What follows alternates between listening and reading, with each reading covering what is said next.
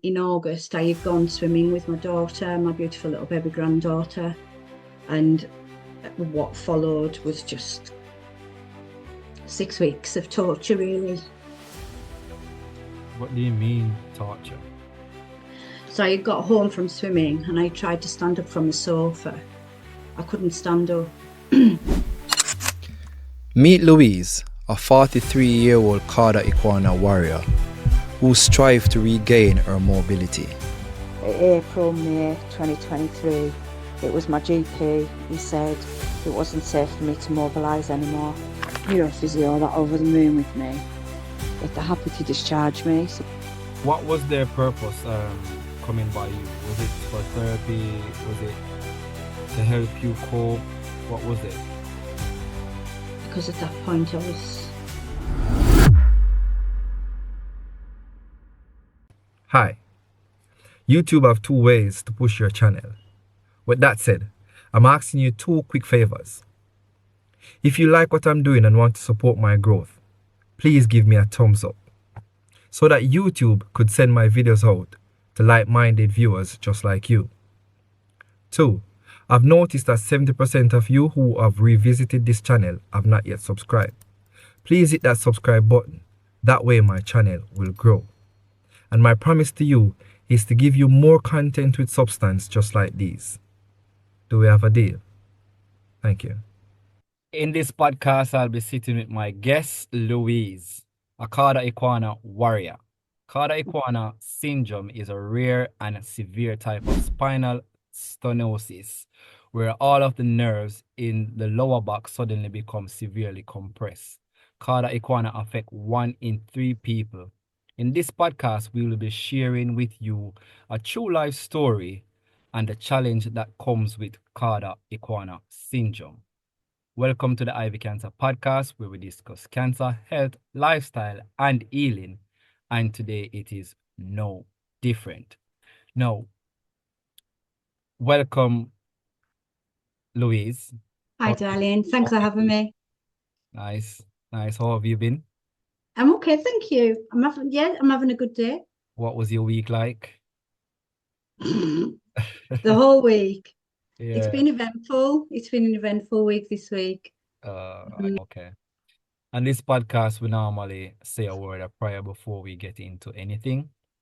And I normally give my guests the opportunity to pray. If not, then I will go ahead. Would you like to take that honor? I'd like you to go. Okay. Oh, most righteous and eternal Father, as we come tonight to have a discussion with Louise, I pray that you may give her the courage to speak, for she have a dream to spread awareness of Cauda Equina. And for those who are listening, I pray that they may take notes. And for those who are struggling with the same symptoms, I pray that you may grant them the same relief that you have given unto Louise. Bless us through this podcast tonight. In your name I pray. Amen. Amen. So, Louise. Yeah. We met by TikTok. We did. So a few months ago, I was watching Mad Max live. Yeah. And you came on with such a high spirit. And it struck me because you were in a wheelchair and you were giving some jokes. And I'm thinking like, why is this lady going through so much? And, she's making light of her situation. I'm not going to dive into what were you talking about because obviously, for obvious reason. Yeah. But you was in an accident and you were having fun with that accident. And even though you was going through some difficult pains and agonies and stuff. And I sent you a follow request then, and we never chat until probably about a month ago we start roundabout. Right? Yeah, and I've learned a lot about your experience then. But I want you to share with the Ivy Cancer Podcast family, like, what were your early life like before you were diagnosed? Okay, so I gave birth to my first child at 19, my gorgeous daughter. And at the time, I was going through the same thing that you faced with your mum. And 3.5 months after my mum passed away, Bethany was born. And then 22 months later, my son came, and you get busy, you get a mortgage, you work. And for me, fitness was always a way of managing anxiety, really attached to, not dealing with the trauma of losing my mum at such a young age. And I very much use exercise as a crutch. And prior to the initial 3 surgeries that I've had on my spine, which was 8 years ago, I was actually a runner. I used to really enjoy running. So yeah, I think, it was. What killed your mom, if you don't mind I ask? Or did you Breast cancer. Breast cancer. Yeah, like you. Whoa. What was that journey like for you? Like, I was only 11. I was a young carer. You was young, 11. Wow. So growing up without your mom, how does that make you feel? After what I've gone through recently, I've said this a lot actually these last few weeks. I just wish I could pick up and I know you probably relate to this. I wish you could see, the motivational content that I'm sharing, and how much work I've put into myself to kind of build up coping strategies to deal with chronic pain and the many other issues, that come along with, unfortunately, Cauda Equina Syndrome. It would have been really nice to be able to just allow her to kind of share that journey, but although she's not here physically, I do feel her around me, and that's quite comforting. Right.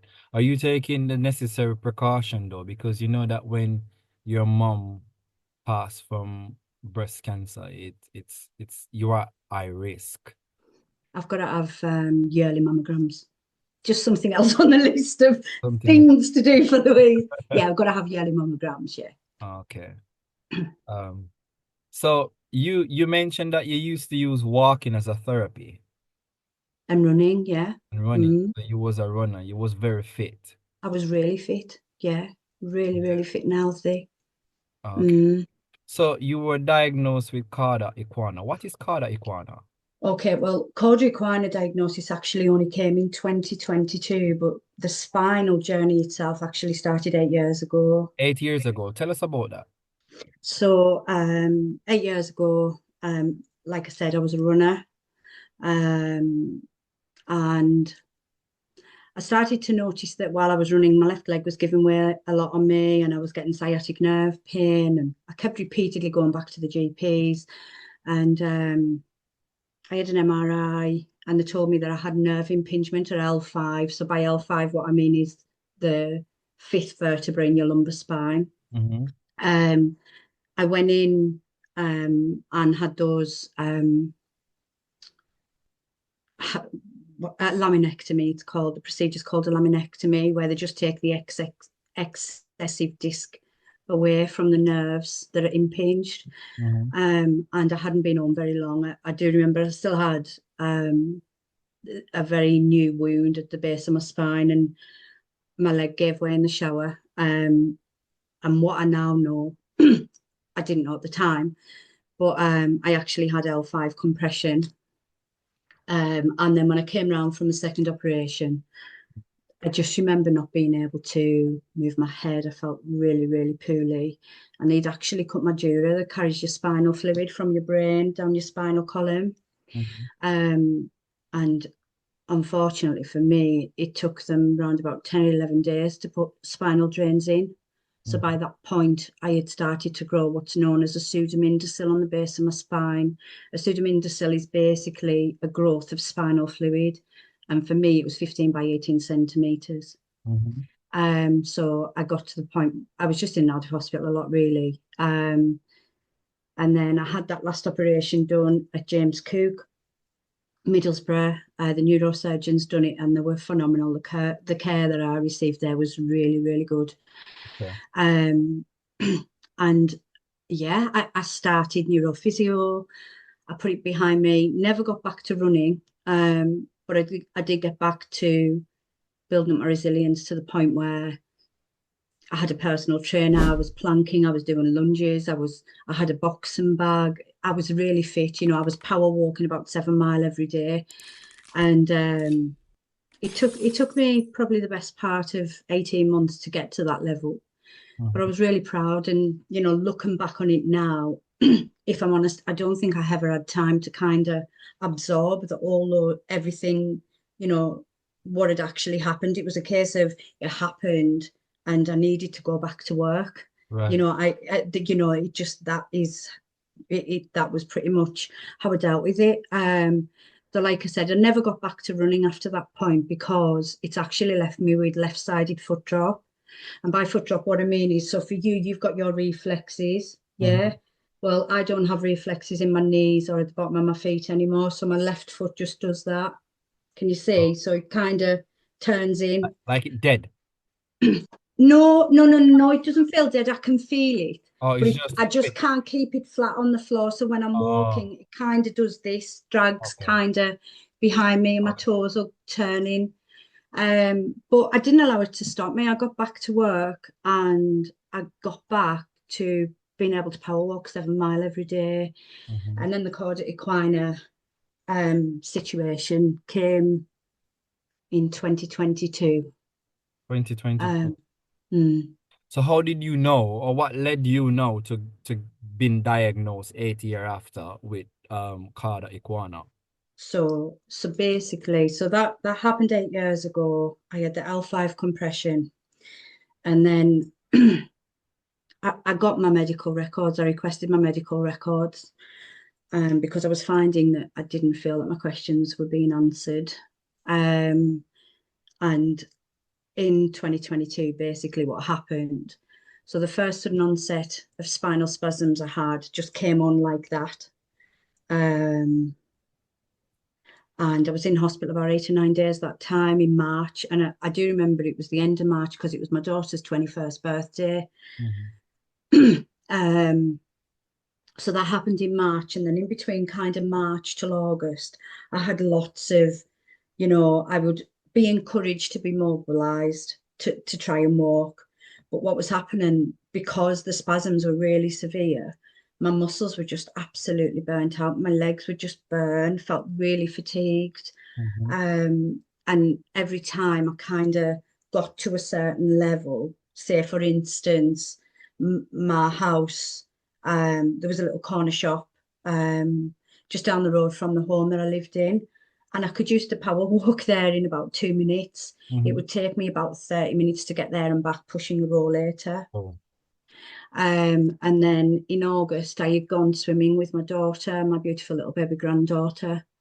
And what followed was just 6 weeks of torture, really. What do you mean, torture? So I got home from swimming and I tried to stand up from the sofa. I couldn't stand up. The first 2.5 weeks of the hospital admission, my blood pressure was around about 88/60. I was passing out. I remember one time my daughter had come to take me to the cafe and I passed out and I vomited all over myself while my daughter was there. And the first 2.5 weeks, I don't particularly remember a lot of it. They had me on a lot of antispasmodic drugs. So what I mean by that is drugs that stop your muscles going into spasm. Yeah. And I never got any answers then.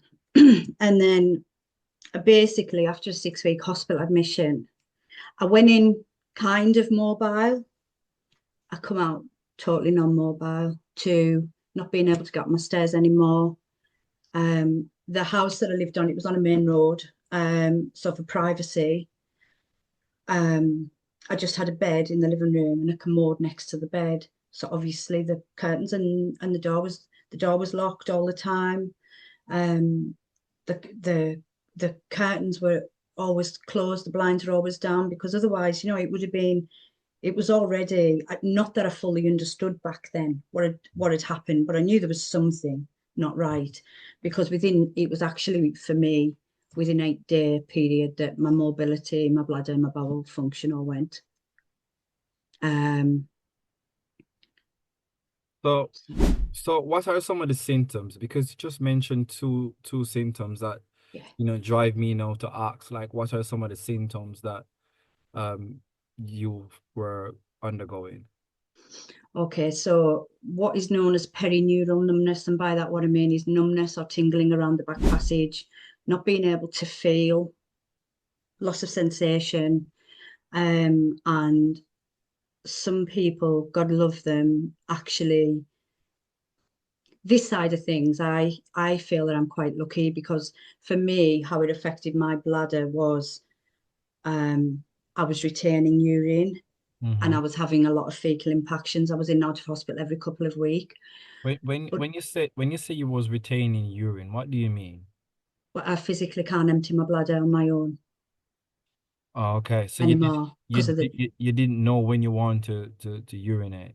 yeah. So I had started to self-catheterize. And I was just having a lot of UTIs, and then I would have a fecal impaction every couple of weeks, and then it would be a sudden onset of spasms, and it was throughout 2022 up to August 2023 when I moved into my specially adapted bungalow.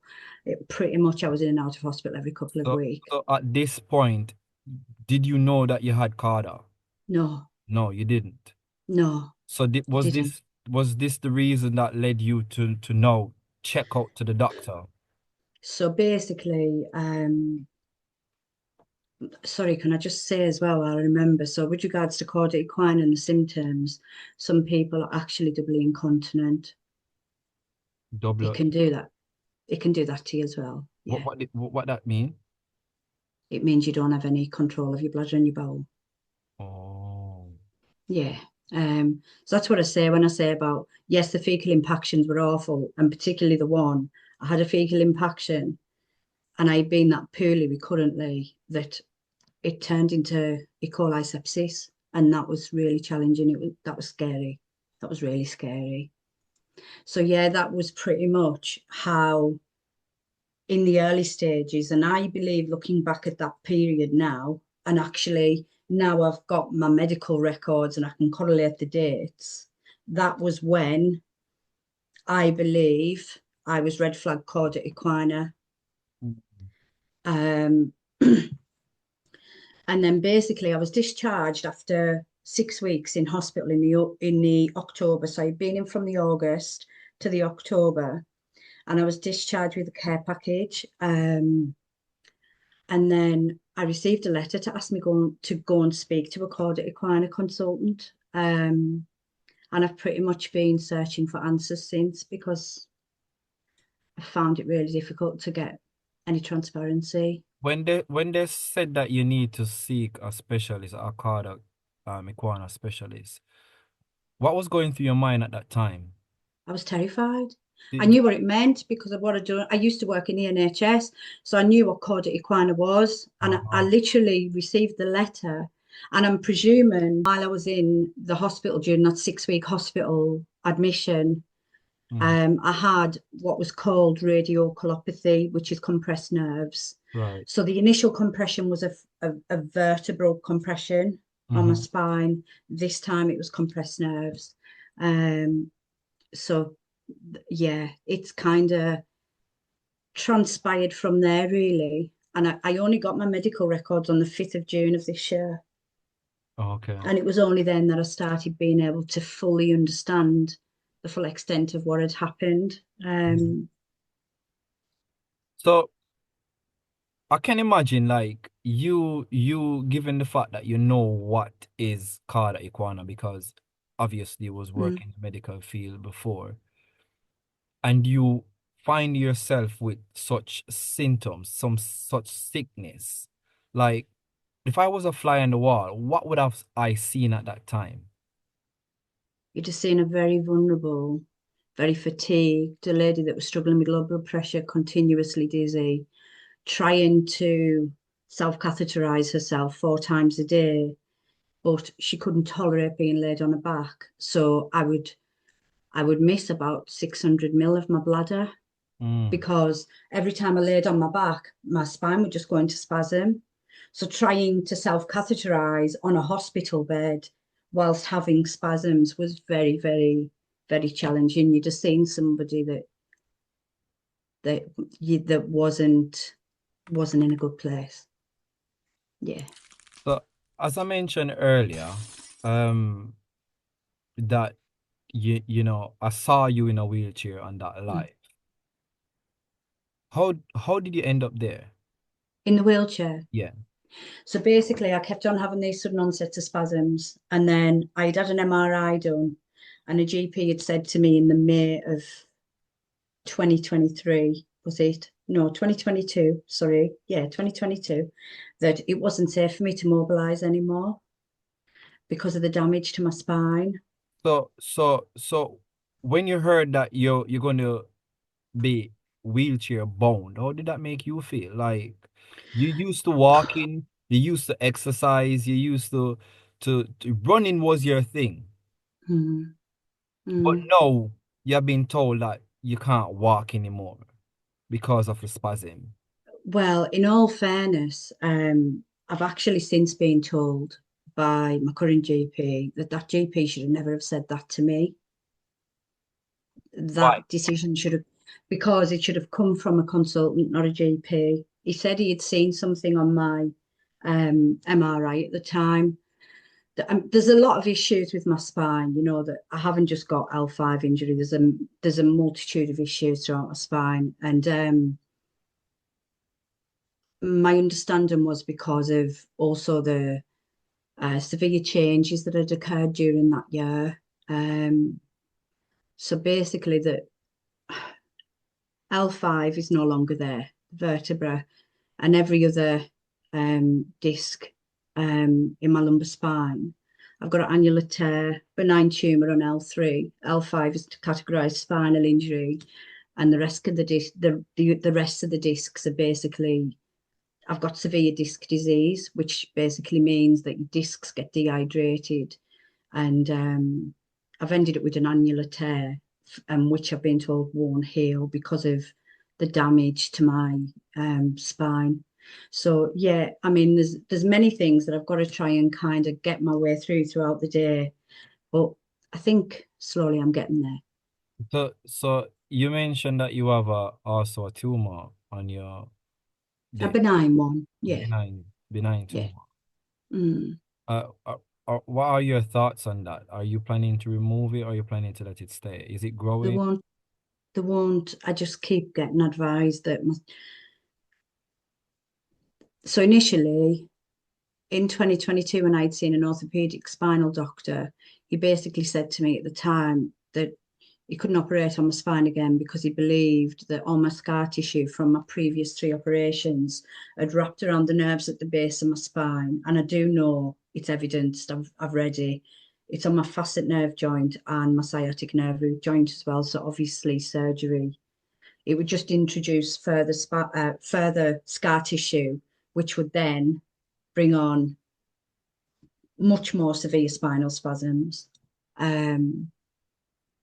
So yeah, yeah. Um, so how long were you in a wheelchair? You was basically wheelchair bound. Hmm. How long were you in a Well, wheelchair for? so throughout 2022, I was in and out of hospital in a wheelchair on a Zimmer, get my mobility back again, and then I would try and do something, and then back in hospital off my feet again. That's pretty much how I rolled. But permanently, it was the May. It was the May. Um, so yeah, but I've kicked it up the ass, haven't I? Because I've done it in 19 weeks. So so so that's a total of almost 2 years, right? Yeah, You were yeah. wheelchair bound almost. So how did you get along around in your wheelchair? What was the I independent? used to self. I used to so basic the first. So I moved into this specially adapted bungalow in August of last year. Mhm. Yeah, and the first morning I woke up and there was just everything was everywhere. But as long as I could find my makeup and a nice dress, I put my earphones in. I wheeled myself down the street and I went and sat and had a bottle of wine in one of the bars because Yeah, I hadn't been able to do that for such a long time. I yeah. felt free. So initially I was actually still, I had got to the point where I could self-propel 4 miles every morning, but then I had a couple of accidents, didn't I? So like, what kind of treatment did you got? What kind of treatment were you on? it's just been managed topically, to be honest, and everything else that I've managed to achieve is because of what I've learned this year through my studies, to be honest with you. I haven't had any injections or anything. No, No, because nothing. I've learned about the spinal injection. You didn't get none of that. No, nope. I did ask my pain specialist about it, but do you know when you've been in a wheelchair for a while, neurophysio explained to me that your muscles kind of weaken and they need to be strong before the injection can go in. Mm-hmm. Um, I can't remember why he said. I'm sorry, I can't remember why, but he did say because the muscles were weak. Because I did fight for treatment for a long time. I did. Mm-hmm.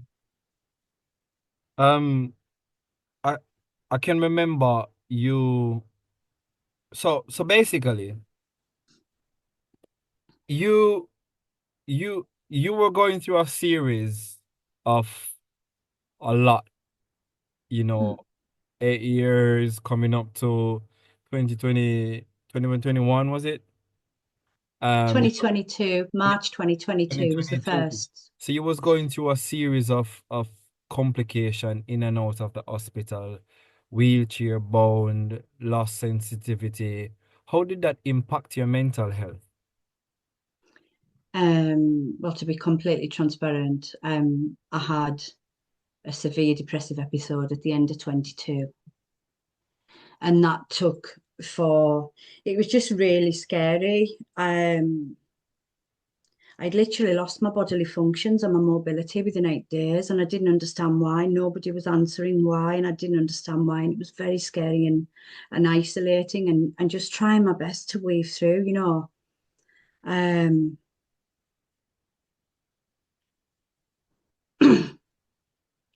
give us a sec.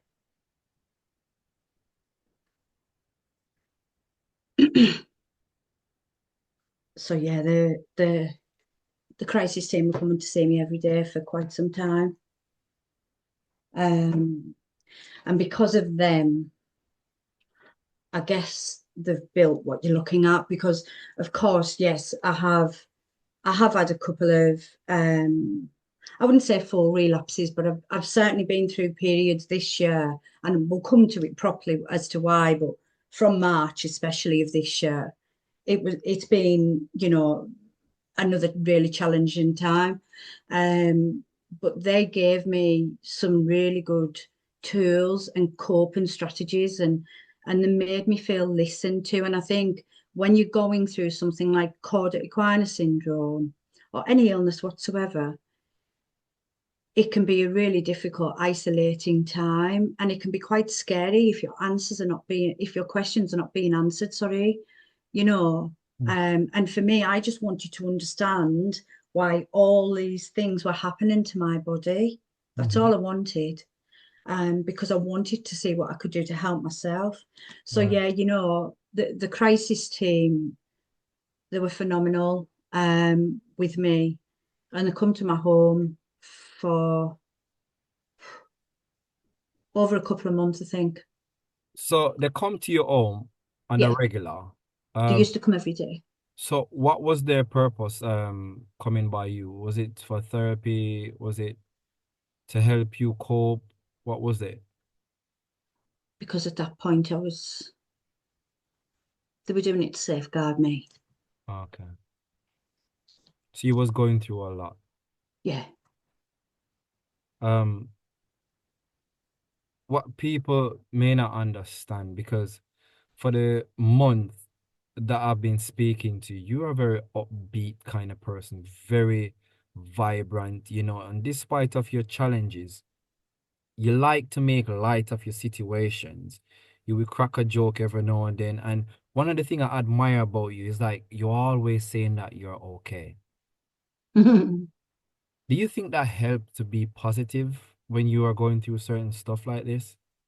Well, you know what? I've been very reflective about what's happened, and I think in terms of my mindset and where it comes from, is because from a very young age I had to take care of myself, Mm-hmm.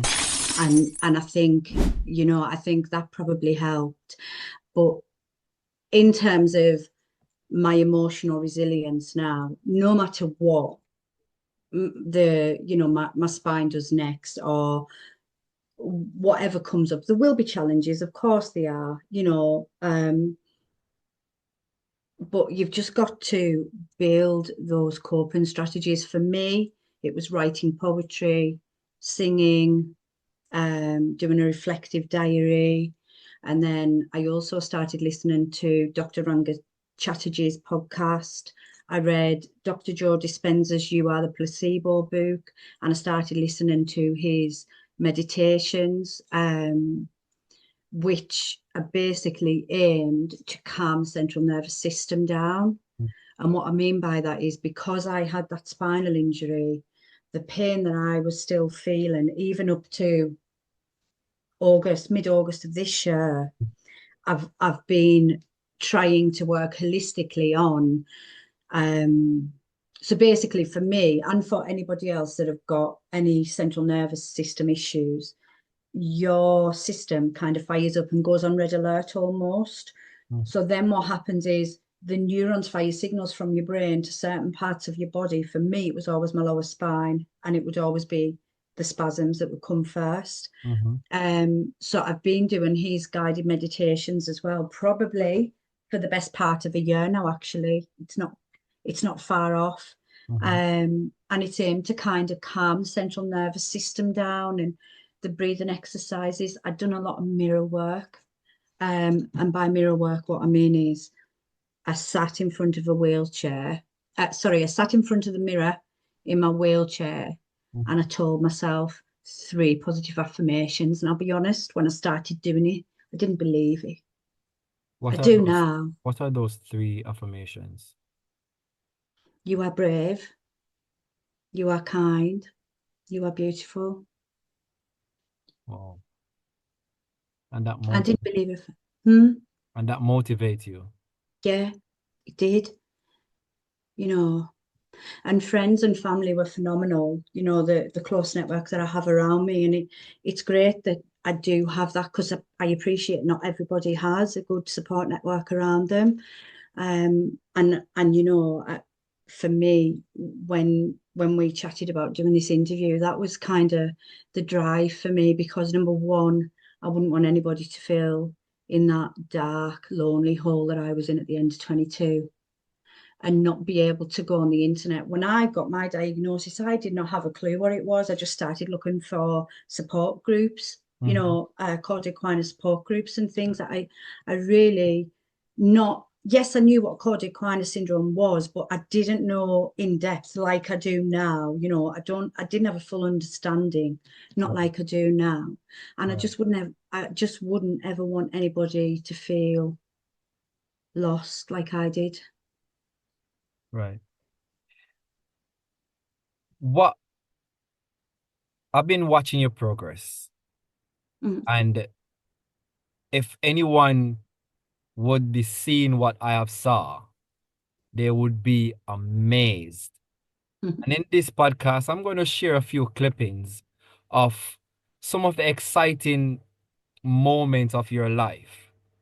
And I am really pleased to be a part of your journey, because to watch someone that has been wheelchair bound for almost 2 years, and the progress that you have achieved now, it's really amazing. And those 3 affirmations that you just listed helped you along the way. Now, I watched you go through your physiotherapy. Can you walk us through that, please? All right. So the physiotherapy journey, it kept getting off to a start, and then it would kind of come to a standstill again, because I had 2 accidents throughout this year that were quite significant. One in March that left me bedbound up until August, and then I was just kind of finding my feet again. And I'd actually been down by the river to get some motivational content for TikTok. Mm-hmm. And I fell out of the wheelchair, landed in the road, and I had T10 and T11 compression fractures. And I think that was when you overheard me chatting.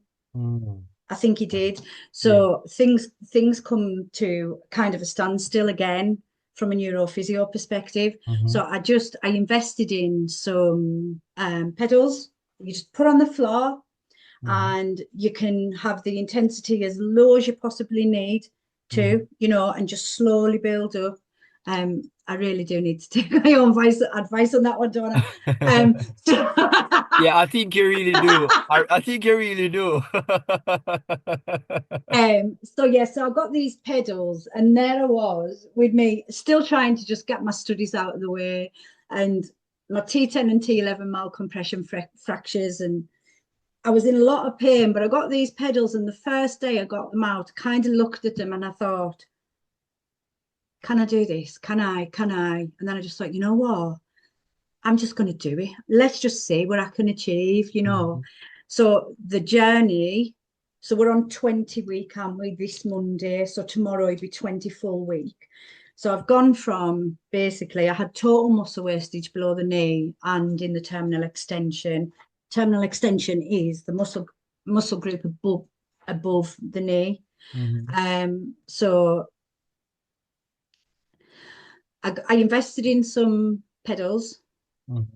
and then I'm going to touch on this as well, actually, because this was a pivotal turning point for me. I Mhm. booked a trip to Liverpool in the midst of all that with a friend, Right. and I'd never been into a nightclub, a pub, or anything, out, at nighttime, getting dressed up. I hadn't done that for such a long time. And you done this in your wheelchair? I did. I went to Oh. a nightclub. I was living my best life in a nightclub. I was in the wheelchair doing this, Get, having a great get, time. And check you out in the nightclub, swinging those foot in your wheelchair. great. And I think that was a huge turning point. What I mean by that is self-belief. And like I've touched on with regards to the affirmations, I didn't honestly think I would get to where I am right now. I just thought I'd maybe get to a point where I could maybe get around in the bungalow, using a Zimmer frame. And then it was that weekend that I went to Liverpool. I had done my first video because I tried to stand up, and I Mhm. realized I could stand up, and I stood up for 46 seconds. Mm. And since then, really, to be honest, I've just kind of gone from strength to strength, but I've only actually had, so this coming Monday, it'll be 6 active week with a neurophysiotherapist. Everything else, I've done it myself, really.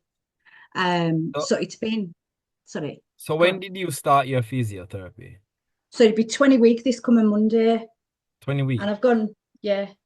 So, and So I've gone that would lead up to what month are we now? November. We're going into December, December. So November, October, October, September. September then. Yeah, roundabout. So yeah, that sounds about right, because I went to Liverpool the first week in September. Yeah, so that sounds about right. Okay. Mm, So walk us through your therapy session because I want people to see what I've saw, okay. right? Yeah. So while you were doing your therapy, you were doing the treadmills and what are some of the stuff that you went through? Not treadmills. So initially it was the bars in the neurophysio. So you've got 2 bars, and I had a Right. neurophysio on this side and then one in front of me. Mm-hmm. And it was literally a case of doing a sit to stand.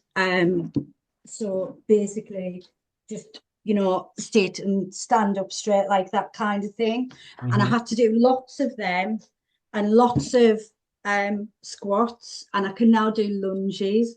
And then from the bars, really, to be honest, I think it was only within like 3 weeks, I just decided, right, my legs are strong enough to hold me up. I'm going to get a rollator for outside. So I've done really well. I use the cycle bike at the neurophysio gym, and I'm smashing it. So guys, listen, if you was in my shoes, you'd probably be amazed as I am. Because I watched her, I can remember she sent me a video when she done her first step. Tell us about that first step, Louise, when you Oh, I was so emotional. I that was a wreck. wheelchair away. It's like, listen, get out of my way. What was that like?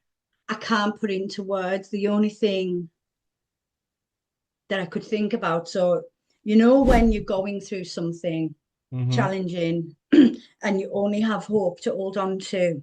Right. The first thing I said to neurophysio I wanted to be able to do is take my gorgeous granddaughter to the park and sit on a swing with her.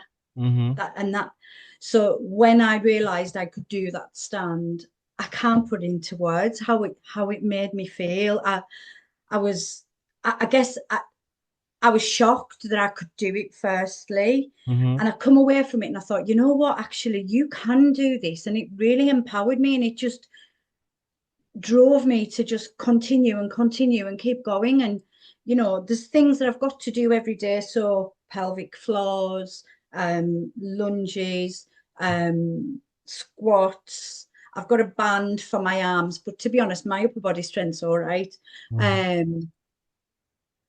So that first stand, my neurophysio had said to me, had asked me, do you want me to do a video? And obviously I didn't realize that I looked like Bagpuss on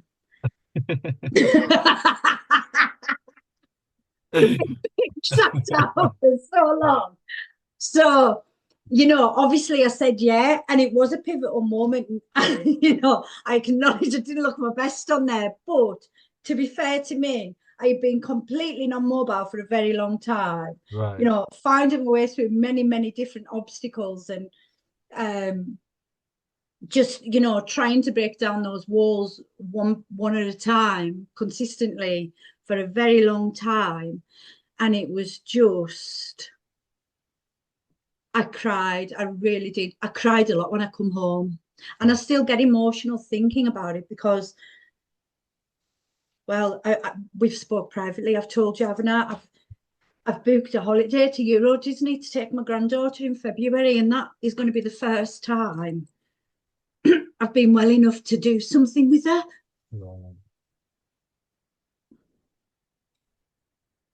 The last time I took her anywhere on my own, she was about 18 months old. She's nearly 5. Can see the joy. I can see the joy. Oh, she's my world, honestly. She really is. She's amazing. But on your journey, learning to walk, as you've been struggling with a lot of accidents, still struggling with accidents, because during this period of time, you had a whiplash basically just recent, and you were that was only. So the whiplash was 3 weeks ago, and then the T10 and T11 malcompression fractures, that was August, and then March, because of potholes, I was flung forward out of my chair down the high street, and in between March till August I had been bedbound. So yeah, it's definitely been one hell of a year, hasn't it? A lot of challenge, man. And you still continue to be persistent because you believe that you can do this. Yeah, absolutely, I do. And you do a lot of motivational video on TikTok showing people your journey. The response that you get, how does that make you feel? I just feel really humbled by everybody online. And I think it's lovely that we've got a good community of people that can kind of uplift and encourage each other and be there to listen, And I think it's so easy sometimes, if you're painting a smile on the outside and people maybe haven't got a good insight into what chronic pain can do to you, specifically nerve pain, from a psychological perspective, it's because I've had that experience, I feel like I want to give back. You know, I want people to listen to my story Right. and feel encouraged and empowered that, you know, there might be somebody watching this video that's literally just gone through what I went through in 2022. Mm-hmm. And back then I had nobody with in-depth Cauda Equina knowledge. I just had to do it all for myself, you know. So it would be nice if if this could reach the right people, and I can uplift and help other people. And I feel really humbled by everybody. Everybody's been so, so kind and compassionate. And even now, you know, I to a certain degree, I was never good at taking compliments. Right. But now I've learned to. And I think that's because, and I mean this in a really humbled way, I value me, Right. you know. I want to ask the big question I know everyone would probably be waiting for. And, you know, because they've been watching this video from the start, and they'll probably be anxious to know if you got your mobility back. So let me ask you this question. Are you walking now? Shall we just give them a visionary then? Yes, please.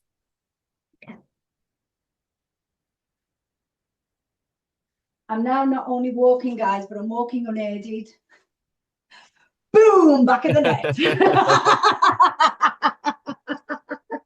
That's lovely, man. That's lovely. It's That's lovely lovely. to share it, though. It's so good to share. That's Because, like lovely, I man. said, you know, there's going to be somebody out there that's probably going through what I went through and can't see any light through the darkness. You know, there will be somebody out there. So, this is why I'm here, you know, a bag of nerves, but I've got through it, and I've done it because I feel that my experience, if it's shared, it can help and uplift other people.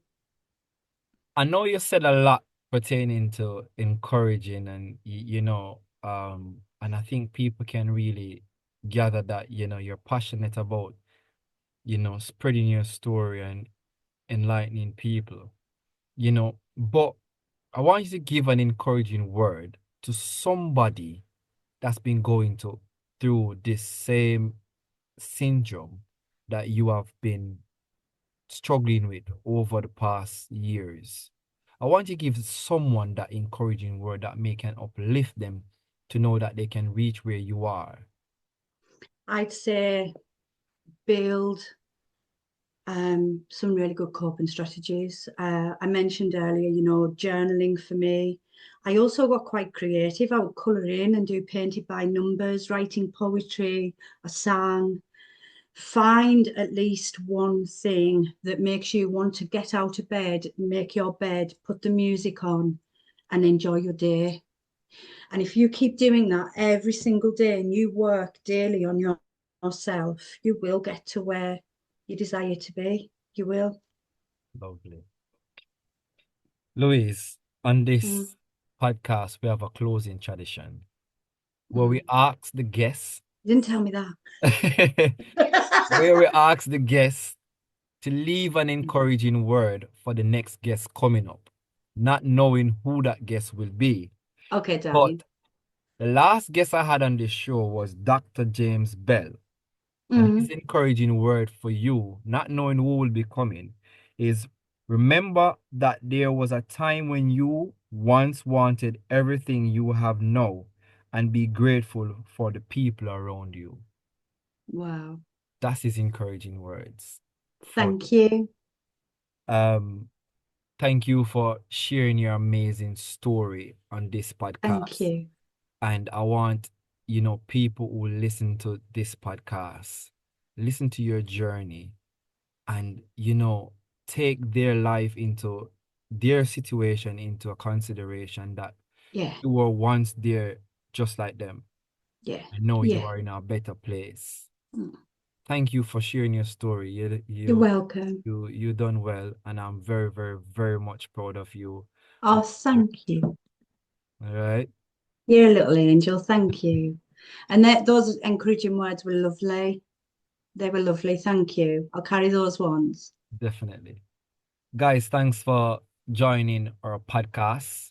And I hope you had enjoyed this wonderful session.